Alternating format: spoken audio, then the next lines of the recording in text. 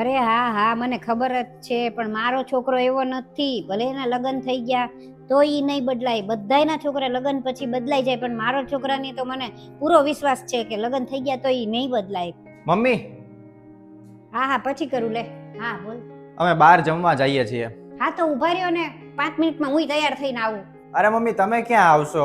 અમે બે જઈએ છીએ ને. એમાં શું થયું કે આજે મનીષાની થોડીક તબિયત બરોબર નથી અને એને આમ તો મન નથી આજે રસોઈ કરવાનું, તો અમે કીધું ચાલો બહાર જ જમી આવીએ એમ.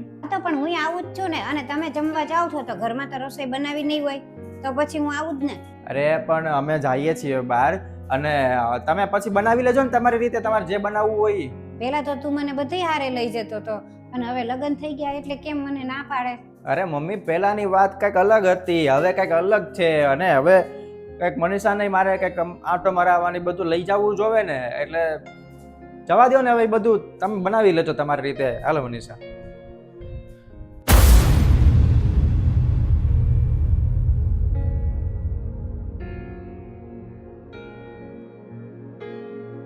અરે આ બેગ લઈને ક્યાં છે મનીષા? મમ્મી, હું મારા ઘરે જાઉં છું. અરે પણ હજી તો હમણાં લગ્ન થયા, થોડાક જ દિવસ થયા છે ને, થોડોક ટાઈમ તો જવા દે. અરે પણ મમ્મી, કેટલા બધા દિવસ થઈ ગયા છે, મને બહુ યાદ આવે છે મમ્મી પપ્પાની, એટલા માટે જાઉં છું. અરે પણ થોડોક ટાઈમ તો જવા દે, અને થોડોક ટાઈમ અહીંયા રહે તો હું તને બધું જવાબદારી શીખવાડી દઉં, અને થોડોક ટાઈમ મારી હારે રહે. અરે પણ મમ્મી, કેટલા બધા દિવસ થઈ ગયા ને, તો ભાભીને કીધું કે જતા આવો, અને એ કે હું સાથે આવું છું. ભાવી નહીં આવે છે તારી હારે? હા મમ્મી. હા મમ્મી, હું જાઉં છું મનીષા હારે. મને તો કોઈએ કીધું જ નહીં.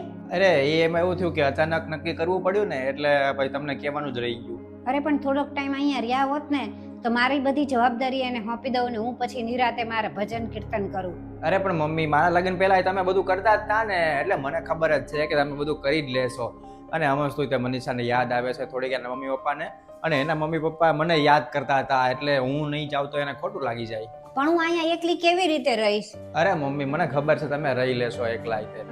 હાલો મનીષા, આપણે નીકળીએ. ચલો મમ્મી, અમે જઈએ હો.